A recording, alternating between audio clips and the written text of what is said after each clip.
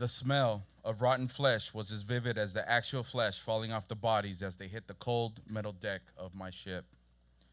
In 2014, I was still in the Navy, and what I now know would be my last deployment. It was our last hour of liberty somewhere in Japan or Thailand. I can't remember really. The point is that I was getting drunk in a bar, and on TV was the crash of the AirAsia flight QZ 8501 in the Java Sea. As I seal my last minutes of freedom with my deck mates or detachment mates, we toast the fair winds and falling seas and coming home with 10 fingers and 10 toes. On back of the ship, once back on the ship, it's back to business as usual. I go down to my rack, I put my shit away, including my morale, of course.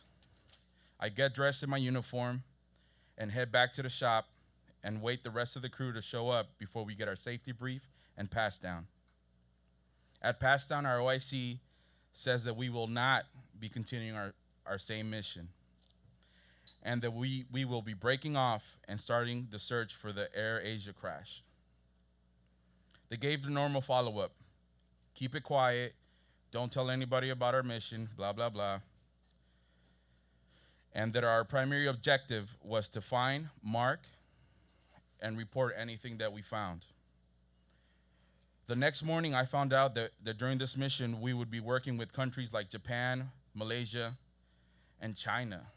I felt confused, frustrated, and conflicted because the whole time before, we had been working against China. But in the military, you have to be flexible. Flexible enough to be enemies with a country one literal minute and allies the next. There's no time for questioning, no time for acclamation. That same morning, the helicopter launched, and we got word saying the debris was found in the water, possibly from that AirAsia crash. Seat foam, seats, floating devices, and mangled twisted frames that you could barely tell what it was, and still attached to it was hair, fabric, and denim from what seemed to belong to the passengers and the crew. Once I saw and felt the smooth, disformed metal coming through my purple latex gloves as I put it down to inspect, I could again see the hair and pieces of fabric. But this time something changed. My stomach dropped and it flipped upside down.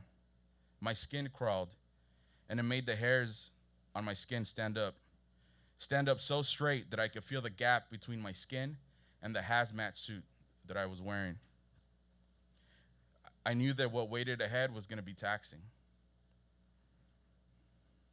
That night I went to my rack with a feeling of accomplishment, but at the same time, unease fell over me like a blanket.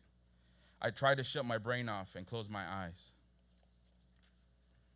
By now, it was around January 15th, and as I go up to work every day into the hangar bay, I smell more and more like the ocean water. The smell of ocean water is everywhere, and it's making me sick. The smell of ocean water is now directly associated with the images of hanging human hair and bits of fabric, and I can't shake it out of my head. It's like somebody stamped the word permanent and the word rotten in your brain, and it's there forever. At lunch, we get a call in the mess deck saying to report back to the hangar bay.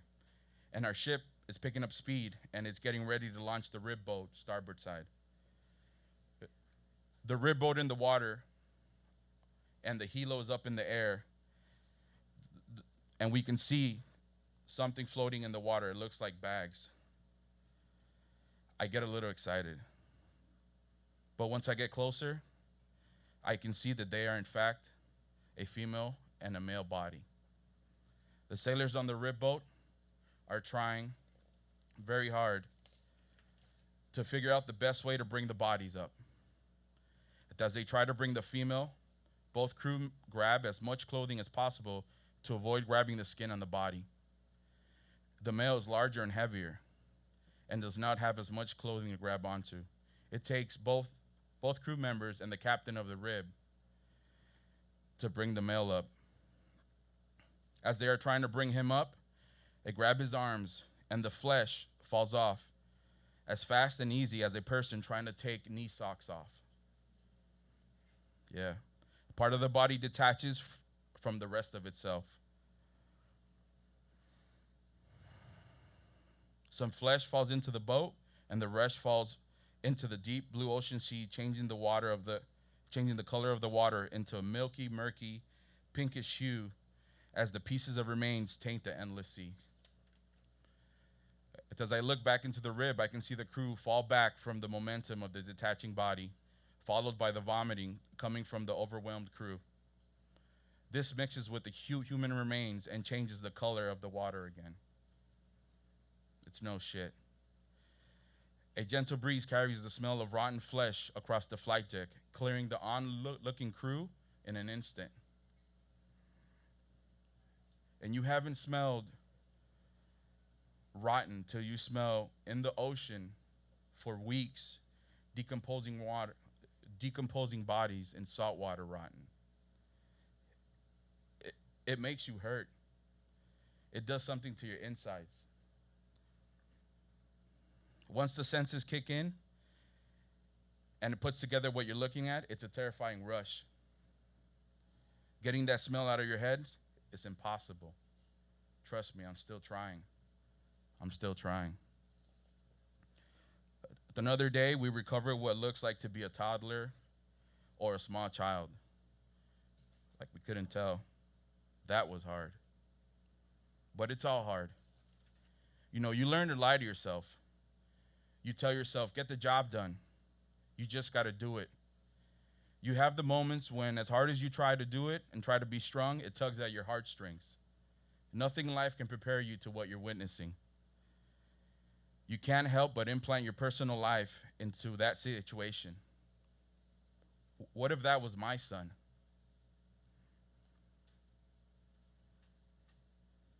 For the next week, it's a lot of the Gila flies out, the Gila finds bodies, and the Gila flies back in. At the end of our recovery, we had collected 15.5 popsicles. That's just what we called the bodies, popsicles. But I didn't eat much that whole time because of the hours and the stress, but most of all, because the bodies were kept in the freezer with the food locked. Yeah, you won't find a morgue in a small naval ship. If a sailor dies, the body is kept in the same freezer we keep the food because it's the coldest place on the ship.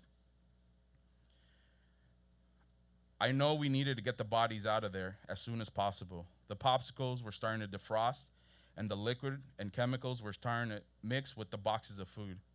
Cross-contamination was now starting to be an issue. For weeks, most of the dead survived on cookies, canned food, and junk food provided by our loved ones. The popsicles gave life to a new problem on the ship, but we wanted to get them back to their final resting place as whole as we got them out of the ocean. Yes, we called them popsicles for 3 reasons. 1, they needed to be kept cold, or they would melt down into gelatin. 2, it was a way that we could talk about them without causing too much attention, a code word or a call sign. And 3, what was the most important reason to me, we needed a way to disconnect from what they really were in order to be able to do the work through the tough times. It's a tactic the military uses a lot. Instead of association, it's a disassociation. I'm human, but as I look at the faces on the bodies, all I saw was sadness and the faces of people I know back home. But as I look at the popsicles, all I saw was an object, an objective, a mission, a start and a finish. And that way I was able to trick my mind. But the respect that we gave those souls of the crash was that you give a family member and a friend. They too fought to finish their journey. You know, but there's something strange about this story. I was upset at the beginning. But as I thought about it now, or as I think about it now, I remember the radio chatter going between the ships and the different countries. And what was understood across 4 or 5 different languages was happiness every time we found a soul in the vast sea. It reminded me about the purity of the human spirit. The search and rescue for the Flight 805 is a true testament to what can happen in an instant when people put their differences aside for the greater good of humanity, for the greater good even if it doesn't benefit any of us. The rough swells of this whole experience have been big and difficult at times. And even now, as I am telling you this story, it brings me to tears sometimes.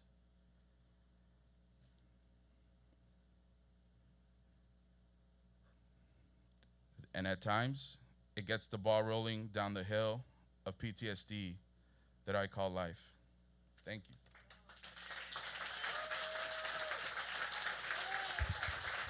That was VAMP first-timer Danis Palma-Cruz, everybody.